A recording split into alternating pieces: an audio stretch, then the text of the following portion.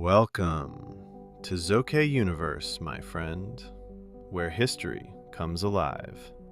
Before the skyline, before the bridges, before towers pierced the clouds, there was forest, water, rock, wind across an island. No avenues, no skyscrapers, no neon nights. Yet on this land, one of the greatest architectural stories on Earth would rise. This is the history of architecture in New York City. And if you enjoy inspiring, life-changing stories, and stories about real heroes, then take a moment to subscribe to this channel. Because here, every story has a purpose. Let me take you back to the beginning. Long before steel towers pierced the clouds, before avenues thundered with taxis, before millions called it home, the land that would become New York City belonged to forests, rivers, wetlands, and stone. The Lenape lived here for centuries. Their villages were built with deep knowledge of nature. Homes called wigwams and longhouses rose from wood, bark, reeds, and earth. These structures were not monuments of vanity. They were architecture of harmony. They understood wind direction, winter cold, sunlight, and water flow. Their settlements were efficient, communal, and sustainable long before modern planners used those words. The first architecture of New York was not made of steel. It was made of wisdom. In the early 1600s, European ships entered the harbor. The Dutch established New Amsterdam on the southern edge of Manhattan. They brought timber frame houses, stepped gables, warehouses, and defensive walls. Buildings were practical and compact. Streets twisted irregularly, shaped more by trade than planning. Canals were attempted. Markets emerged. Taverns multiplied. This was a merchant city in embryo. The future capital of modern skyscrapers began as muddy lanes and wooden rooftops. The Dutch built a defensive wall of timber and earth in 1653. That wall stood where Wall Street now runs. Though temporary in material, it permanently shaped geography. Streets often outlive the structures that create them. The wall vanished. Its name did not. Architecture sometimes survives not in stone, but in memory. In 1664, the British seized the colony and renamed it New York after the Duke of York. British tastes reshaped the city. Georgian architecture appeared: symmetrical brick homes, classical proportions, sash windows, orderly facades. Churches rose with steeples. Government buildings gained formality. Commerce demanded permanence. The city began to look less like a frontier outpost and more like an Atlantic capital. Fires repeatedly destroyed sections of colonial New York. Wooden cities burned. Each disaster forced reinvention. Brick and stone increasingly replaced timber. Streets widened. Regulations slowly emerged. Urban catastrophe became architectural opportunity. This pattern would define New York for centuries. During the American Revolutionary War, New York became a military and political center. After independence, architecture expressed the ideals of a new republic. Federal-style homes and civic buildings appeared, elegant, restrained, inspired by ancient Rome and democratic virtue. Columns, fan lights, balanced proportions. The young nation used architecture to declare legitimacy. In 1811, city planners issued the famous Commissioner's Plan. Manhattan north of Houston Street would be divided into a rational grid of numbered streets and avenues. The Commissioner's Plan of 1811 was one of the most consequential planning acts in history. The grid ignored hills, streams, and old paths. Nature would bend to geometry. That relentless order made rapid growth possible. As the 19th century advanced, rows of elegant townhouses spread uptown. Brownstone, a reddish sandstone, became the signature material of middle and upper-class residential life. Stoops rose above the street. parlors glittered within. Uniform facades created rhythm and dignity. Neighborhoods like Brooklyn Heights and Upper West Side would later become symbols of this era. The New York townhouse became an icon. By the mid-1800s, industrial technology changed architecture. Prefabricated cast-iron facades could be manufactured and assembled quickly. Entire districts, especially Soho, gained ornate storefront buildings with grand windows and decorative columns. Iron mimicked stone, but cheaper, faster, and taller. Modern construction had begun. Immigrant waves transformed the city. Catholic, Protestant, Jewish, and Orthodox communities built houses of worship across boroughs. Most famous among them, St. Patrick's Cathedral, whose Gothic spires rose in the 19th century like a European dream amid a growing commercial city. Sacred architecture gave spiritual identity to millions arriving from abroad. As density increased, the city carved out a monumental green refuge. Designed by Frederick Law Olmsted and Calvert Vaux, Central Park opened beginning in the 1850s. Bridges, terraces, pathways, lakes, vistas. Landscape architecture became civic architecture. The city understood that open space was as important as buildings. Not all architecture was grand. Millions of working-class immigrants crowded into tenements on the Lower East Side. Narrow lots, minimal light, shared toilets, dangerous density. These buildings exposed the social consequences of rapid growth. Architecture can reveal inequality as clearly as luxury. Then came one of the greatest feats in urban history. Brooklyn Bridge, completed in 1883. Steel cables, Gothic towers, heroic scale. It was infrastructure, but also sculpture.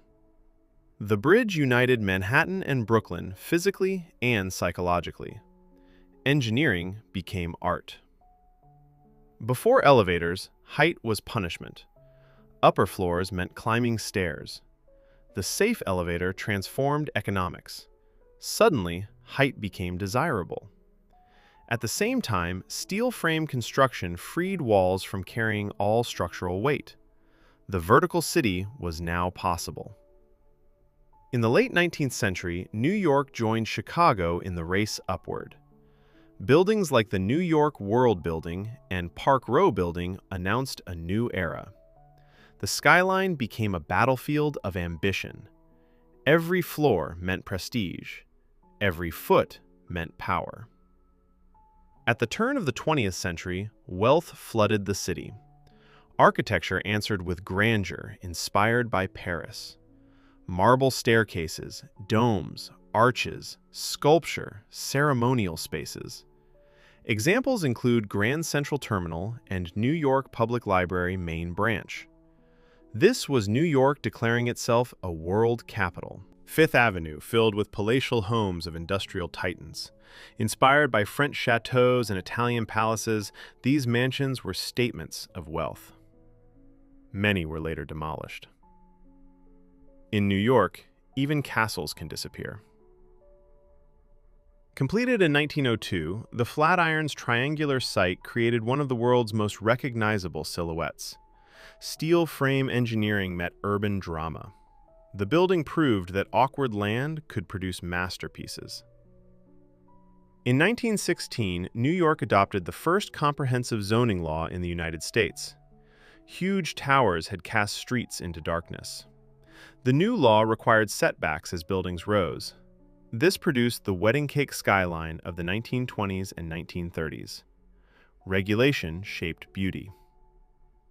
Then came glamour, machine-age elegance, speed in stone. Buildings like Chrysler Building shimmered with stainless steel crowns and geometric ornament. Empire State Building rose in 1931 as the tallest building on Earth. The skyline became mythology. Rockefeller Center redefined urban development. Not one tower, but an integrated complex of plazas, offices, art, underground concourses, and public life. Architecture became city-making. Even during economic hardship, public architecture continued. Schools, parks, tunnels, housing, civic buildings. Government reshaped the city when private money faltered. Crisis became construction. After World War II, glass and steel replaced ornament. Minimalism, efficiency, international style. Seagram Building became a landmark of disciplined modernism. Clean lines spoke a new language, corporate confidence. Robert Moses transformed New York through highways, bridges, housing projects, beaches, parks, and demolition. He built enormously. He also displaced communities. Architecture and planning revealed that power can create and erase. Mid-century faith in towers in the park produced large housing developments. Some improved living conditions. Others isolated residents and concentrated poverty. Design alone could not solve social problems. In the 1960s and 70s, the Twin Towers rose above Lower Manhattan. Their scale was astonishing. They re-centered downtown identity. For decades, they symbolized global commerce. As demolition accelerated, citizens resisted.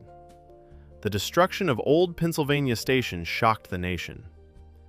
Outrage helped create landmark preservation laws.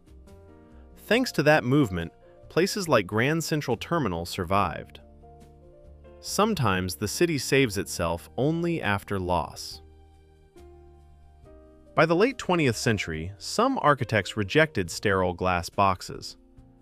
Color, humor, references, classical echoes returned. New York once again became a laboratory of style. Old factories in Soho, Tribeca, and Brooklyn became loft apartments, studios, galleries. Obsolete industry became fashionable residence. Adaptive reuse turned decay into desire. In 2001, the September 11th attacks destroyed the Twin Towers. The skyline changed in a morning. Architecture became grief, memory, resilience, and debate. How should a city rebuild after trauma? The site slowly transformed. One World Trade Center rose as a new symbol. Memorial pools occupy the tower's footprints. The district blends remembrance with renewal. The 21st century brought super slender residential towers along Billionaires Row.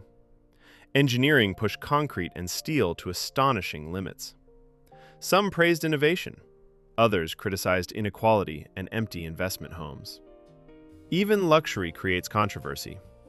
An abandoned freight rail line became High Line. Elevated gardens, walkways, public art, urban views. Adaptive reuse again changed global architecture. Cities worldwide copied the idea. On Manhattan's far west side, Hudson Yards rose over active rail yards. Platforms, towers, plazas, retail, residences. A new city built above infrastructure. Former industrial waterfronts in Williamsburg, Dumbo, and beyond transformed into parks, towers, and creative districts. The center of architectural energy expanded beyond Manhattan. Climate change reshaped priorities. Green roofs, passive house design, flood resilience, energy retrofits, mass timber experiments. After storms like Hurricane Sandy, resilience became urgent. Future architecture would need to survive rising water. Every project now raises questions. Should old warehouses stay? Should taller housing be allowed? Who benefits from redevelopment? Can affordability and beauty coexist? New York remains a city arguing with itself through buildings. The COVID era changed office towers, streets, and public space. Remote work challenged commercial districts. Outdoor dining structures filled sidewalks. Flexibility became design philosophy. Today, New York is not one style. It is colonial fragments, brownstone rows, Gothic cathedrals, Art Deco crowns, glass megatowers, converted factories, parks in the sky. Few cities contain so many centuries at once. The skyline is a timeline. New York is never finished. Scaffolding hangs beside landmarks. Cranes rise beside churches. Luxury towers cast shadows over tenements that survived generations. Every era builds over another. Every stone covers an earlier story. Architecture in New York City influenced the world because the city concentrated money, migration, engineering, culture, and ambition in one place. When New York changed, others watched. When it rose, others copied. When it failed, others learned. What comes next? Floating neighborhoods? Carbon-neutral towers? AI-designed facades? Affordable modular housing? Streets reclaimed from cars? No one knows. But somewhere in New York, behind construction fencing, the next chapter is already being built. From wooden docks of New Amsterdam to glass towers reflecting clouds, the architecture of New York is more than buildings. It is immigration in brick, finance in steel, memory in stone, hope in light. And as long as people dream upward, New York will keep building. Cities speak through buildings, and nowhere speaks louder than New York.